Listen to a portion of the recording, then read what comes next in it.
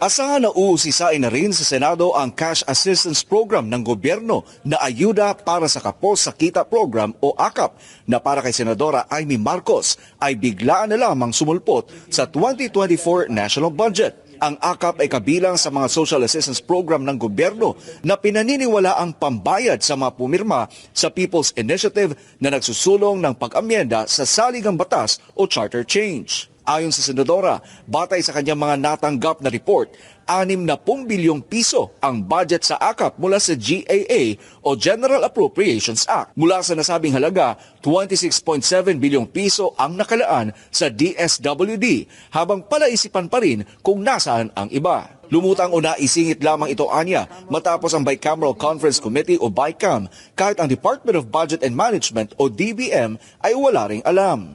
Ang DBM sabi, first time nila narinig, walang IRR. Anong klase to? Eto, naghahagilap tayo ng pera para sa irigasyon kasi El Nino. Naghahagilap tayo ng pera para mapigyan yung PUB. Wala tayong pera para sa rice farmers natin. Ang mahal-mahal ng abono at ng diesel. Pero meron tayong perang ilustay sa ganito. Nananawagan naman ngayon ang Senadora sa DBM na wala munang i-release na pondo para sa AKAP. Paalala niya, dapat maingat ngayon ang gobyerno sa mga nilalabas na budget para sa mga ahensya ng pamahalaan dahil sa posibleng magamit ito ng mga kakandidato sa 2025 midterm elections. Alalahanin natin, ang 2024 budget, itong GAA, kung saan nagkasingitan ng kung ano-ano, is the election budget for 2025. So dapat mas maingat tayo talaga sa pagsisilip ng lahat ng mga item. Kasi ayaw natin na magamit ang kakarampot na pondo ng gobyerno. Pero batay sa dokumento mula sa House of Representatives ay lumalabas na kabilang si Senadora Amy Marcos at iba pang senador na pumirma para sa pagpapatupad ng nasabing programa. Sagot naman ng senadora ay kailangan pa rin itong reviewin. Alam mo ang problema, electronic signature kami lahat.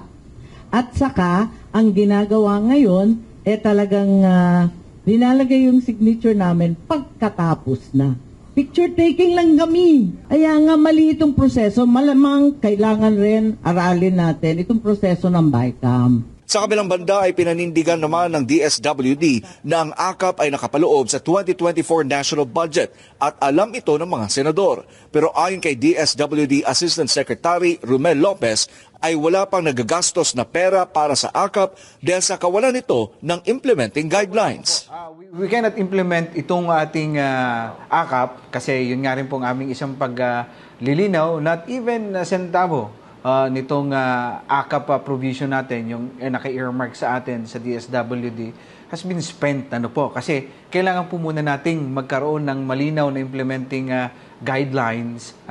Nang sa ganon, ma-implement po natin ito. Kasi without the guidelines, we cannot implement it. At hindi tayo papayagan ng Department of Budget and Management na to disperse itong funds na ito kung wala tayong approved guidelines na dumaan din po sa kanilang scrutiny. Sa kasalukuyan ay inimbestigahan ng Senate Committee on Electoral Reforms ang pagtutulak ng charter change sa pamamagitan ng People's Initiative. Pero ani Marcos, ang AKAP ay kailangan ng hiwalay na investigasyon.